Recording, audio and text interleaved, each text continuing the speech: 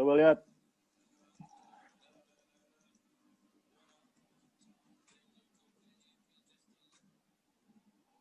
Kita nih kalau kemana-mana sekarang tiap hari pasti ada peristiwa seperti itu.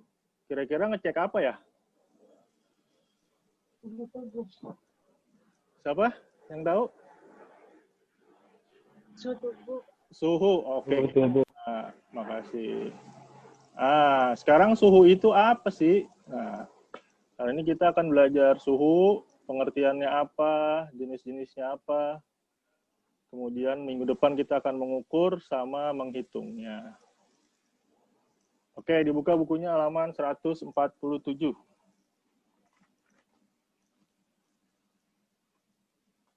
Udah ketemu 147?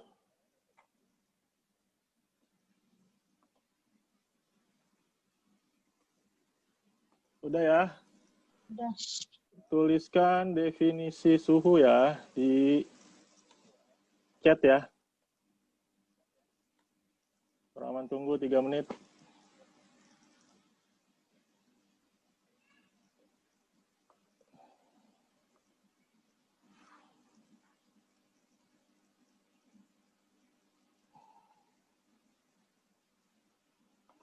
Oke, Tegar.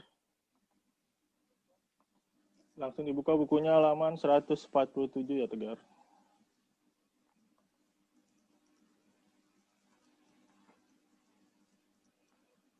Tulis definisi suhu di chat ya, Rahman tunggu ya. Suhu adalah... Definisi suhunya dicari di buku, Pak? Iya, di halaman 147 ada itu. Kalau udah ketemu langsung tulis di chat Zoom.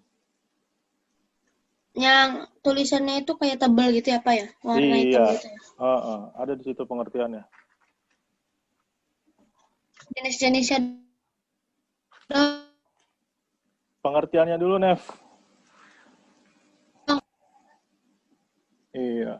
Udah ketemu halaman 147? Tegar, bukunya udah ada, Tegar?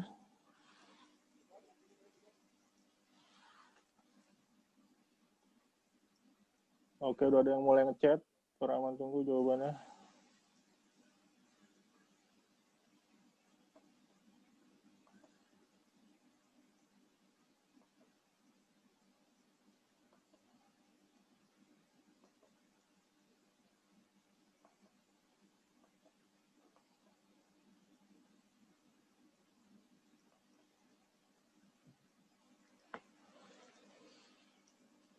Oke, yang belum, Pak Rahman bantu.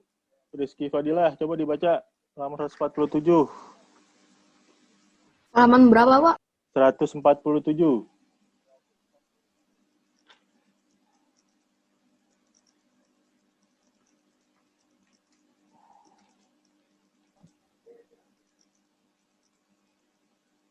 Udah ketemu? yang indra peraba, Pak. Iya, dibaca yuk. Indra peraba tidak dapat digunakan sebagai alat pengukur suhu. Tentu kamu pernah meletakkan tangan di kening ketika sedang demam. Kamu berkata, badanku panas. Berarti suhunya tinggi. Akan tetapi, apakah dengan memegang kening kamu dapat menentukan derajat panasnya? Demikian pula ketika kita mencelupkan ujung jari tangan ke dalam air hangat. Ujung jari tangan kita terasa hangat. Sebaliknya saat tangan kita memegang es, tangan kita akan terasa dingin. Berapakah ukuran panas, air hangat, dan dinginnya es dalam kehidupan sehari-hari? Ukuran derajat panas dinginnya suatu benda dikenal dengan istilah suhu atau temperatur. Dah, tandain tuh. Dah, stop. Kalimat terakhir tandain. Dalam kehidupan sehari-hari, ukuran derajat panas atau dinginnya suatu benda dikenal dengan istilah suhu atau temperatur. Ya, ditandain ya.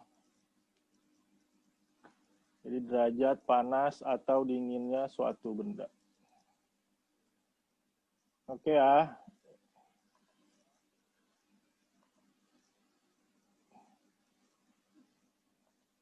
Sekarang lihat lagi nih.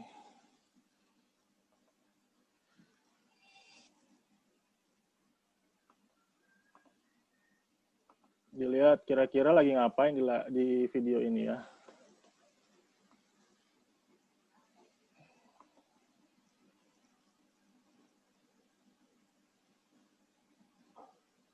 Oke ya, sudah kelihatan ya videonya ya. Kamu perhatikan lagi ada peristiwa apa.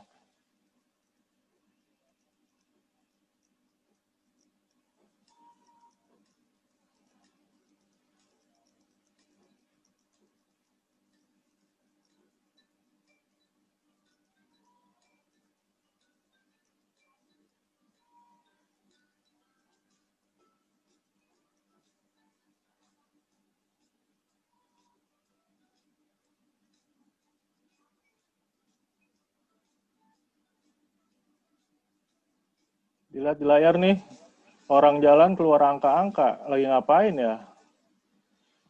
Lagi ngapain? Siapa yang tahu? Ukur apa? Lagi mengukur apa? Suhu. Suhunya. Ada yang tahu cara ngukur suhu pakai apa? Termometer.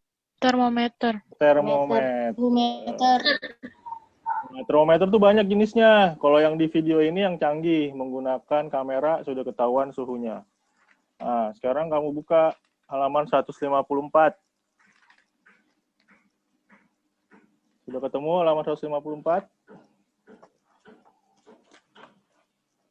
Udah. Udah ya.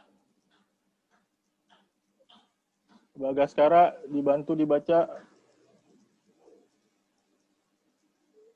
154. Terdapat beberapa keuntungan. Terdapat beberapa keuntungan dan kerugian penggunaan zat cair sebagai bahan termometer, yaitu sebagai berikut. Raksa, keuntungannya adalah... Ditandain dulu. Berarti sekarang termometer yang digunakan menggunakan zat apa? Zat cair ya. Ya, ditandain zat cair. Lanjutin, Bagas. Keuntungan raksa adalah mudah dilihat karena mengilap, pemuaiannya teratur, tidak membasahi dinding kaca, dan jangkauan suhunya cukup besar, yaitu minus 39 minus 357 derajat Celcius. Kerugiannya adalah harganya mahal, tidak dapat mengukur suhu sangat rendah di bawah minus 39 derajat Celcius, dan merupakan bahan beracun. Dah, tandain. Oke, dilihat. Kita kalau menggunakan raksa, kelemahannya apa?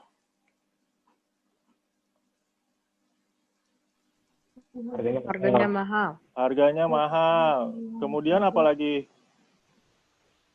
Bahan beracun.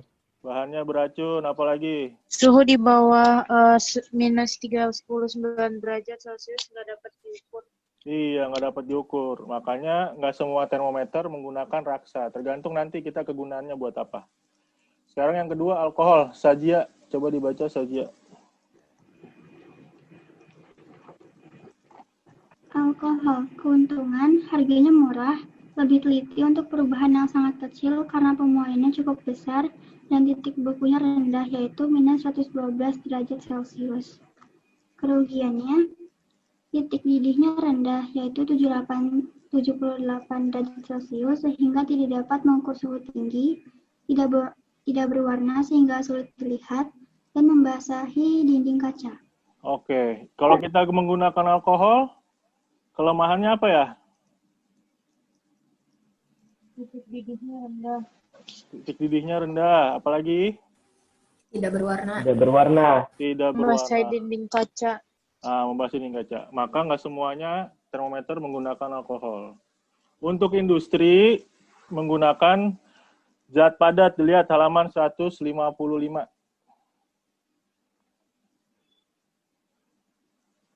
Para Sandia, coba dibaca. 155. Termometer bimetal. Termometer bimetal menggunakan logam sebagai bahan untuk menunjukkan adanya perubahan suhu. Dengan prinsip logam akan memuai jika dipanaskan dan menyusut jika didinginkan. Keping bimetal dibentuk spiral dan tipis. Ujung spiral bimetal ditahan atau tidak bergerak dan ujung lainnya menempel ke gir penunjuk. Semakin besar suhu, keping bimetal semakin melengkung dan menyebabkan jarum penunjuk bergerak ke kanan, ke arah angka yang lebih besar. Jika suhu turun, jarum penunjuk bergerak ke kiri, ke arah angka yang lebih kecil. Skala yang dibuat biasa berbentuk lingkaran. Oke. Zat padat yang digunakan di termometer bimetal apa nih? Dengan prinsip apa tuh di bukunya? Memuai dan menyusut. Ya, memuai dan menyusut menggunakan prinsip logam. Ditandain ya. Di baris ketiga, dengan prinsip logam akan memuai jika dipanaskan dan menyusut jika didinginkan. Nah, ini biasanya digunakan di industri. Yang kedua, termometer hambatan. Naswa, dibaca Naswa.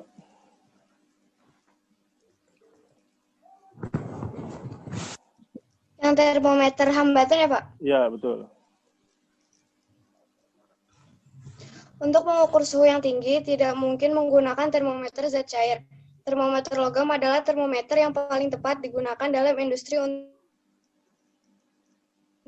1000 derajat Celcius. Salah satu termometer yang dibuat berdasarkan perubahan hambatannya adalah termometer hambatan platina. Hambatan listrik pada seutas kawat logam akan bertambah jika dipanaskan. Sifat termometrik ini dimanfaatkan untuk mengukur suhu pada termometer hambatan. Cara kerja termometer ini adalah dengan menyentuh kawat pengantar ke sasaran. Misalnya lelehan besi yang panas pada pengolahan besi atau baja. Panas tersebut. Coba dibaca. Ya, lanjut. Cara kerja termometer. Panas tersebut direspon oleh hambatan R. Kemudian energi listrik yang bersangkutan diubah menjadi energi gerak yang dapat menunjukkan angka tersebut pada skala suhu. Ya, ditandain tuh cara kerjanya. Menyentuhkan kawat penghantar ke sasaran, lelehan besi yang panas pada pengolahan besi atau baja. Panas tersebut direspon oleh hambatan, kemudian energi listrik yang bersangkutan diubah menjadi energi gerak. Sudah? Kemudian yang gas. Radia Stuti, dibaca yang gas. Yang mana, Pak? 156 baliknya ya. Dalam kehidupan sehari-hari, termometer gas jarang digunakan. Termometer gas biasanya terdapat di laboratorium untuk kegiatan penelitian. Selain itu, termometer gas juga banyak dipakai dalam kegiatan industri, misalnya di pabrik-pabrik farmasi dan pabrik-pabrik yang sering berhubungan dengan gas dalam produksi. Jika sejumlah gas dipanaskan dan volumenya dijaga tetap, tekanannya akan bertambah.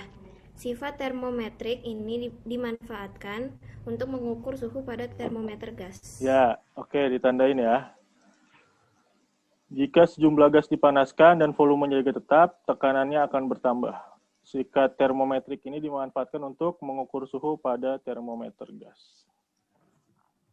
Oke ya. Jadi secara umum tadi ada zat cair, bimetal atau logam, tadi zat apa namanya? Zat padat, kemudian gas. Kalau yang sering kita lihat di mall nih namanya menggunakan apa ya? Siapa yang tahu?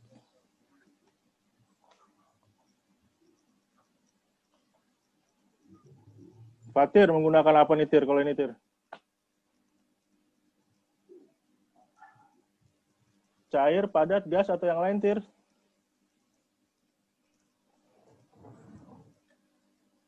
Nggak tahu, Pak. Coba dibuka halaman 156.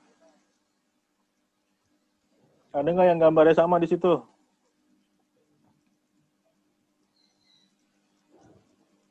Ketemu, Tir?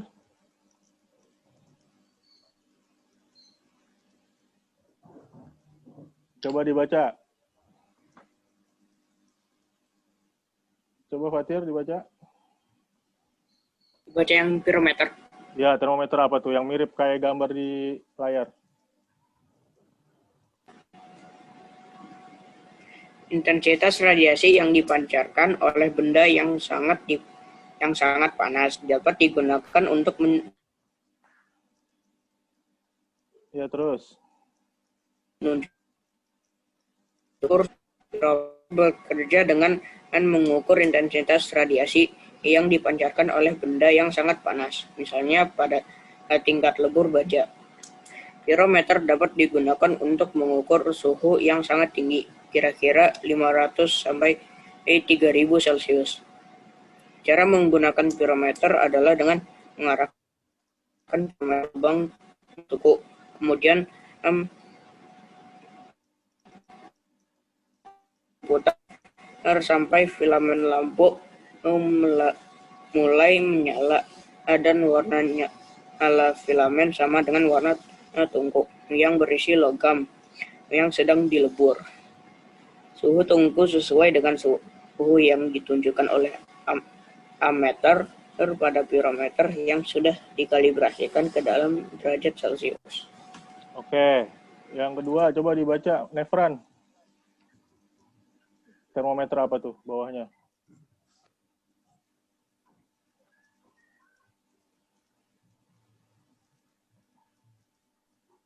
...156. Siapa, Pak? Saya. Ya, 156. Yang nomor 2, termometer apa tuh? Termometer. Ya, baca.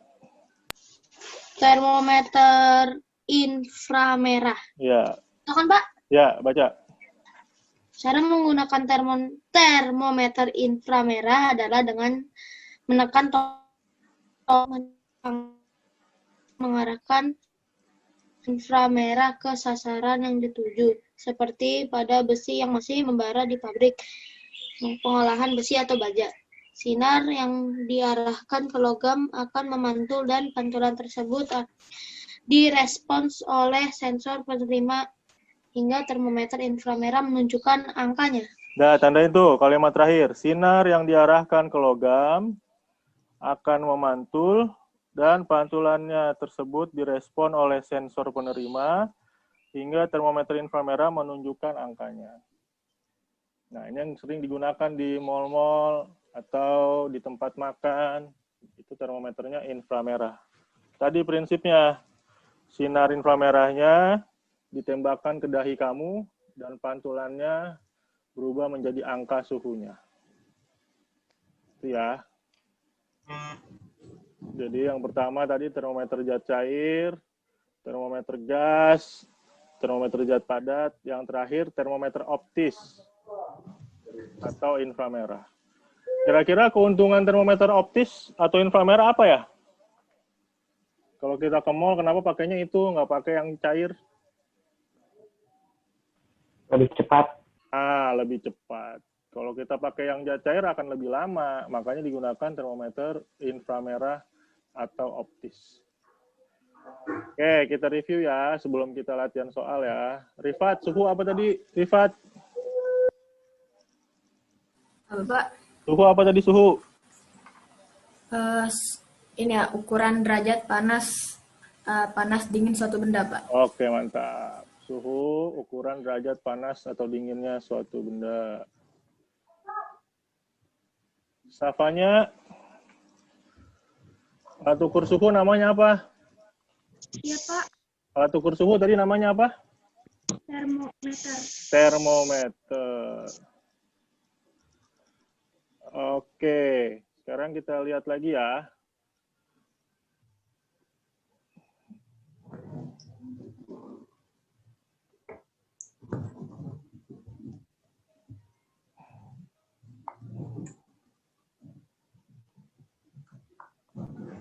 Sekarang kita lihat.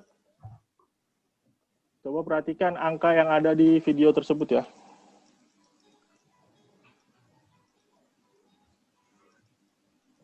Kelihatan angkanya berapa? Iya. Berapa angkanya? 95,1 Fahrenheit. Ya, 95,1. Nah, ini berapa nih angkanya nih? 96,9. 96,9. Tadi yang pertama yang pakai kamera angkanya kisarannya 30-an. Yang ini 96,9.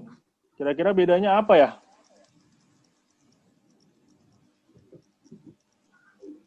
Satuannya. Ya, satuannya Fahrenheit, satu lagi Celsius. Satuannya beda karena skala yang digunakan juga beda. Atau termometer yang digunakan juga beda. Nah, sekarang dibuka halaman 157. Coba dilihat. 157.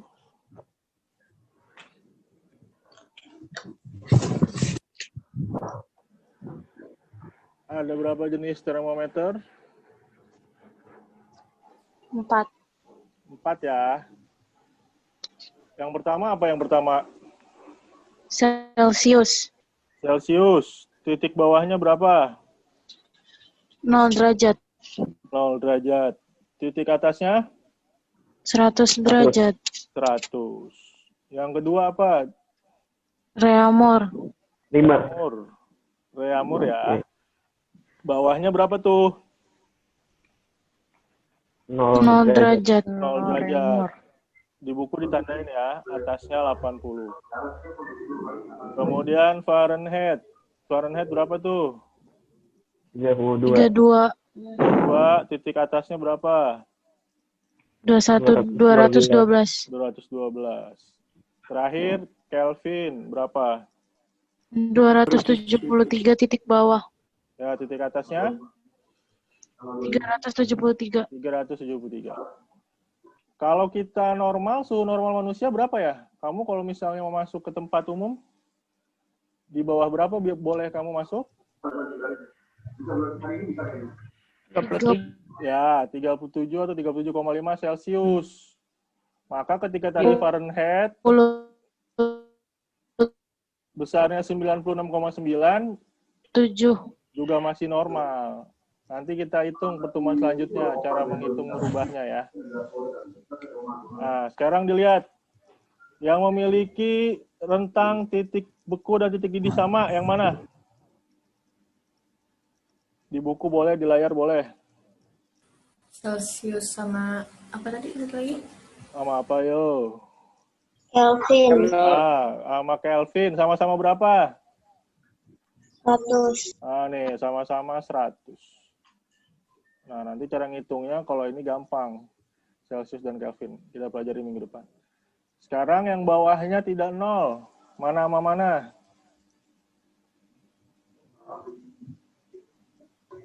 U sama Fahrenheit sama Kelvin. Ya, F itu Fahrenheit, K itu Kelvin ya. Ini sama-sama nggak 0.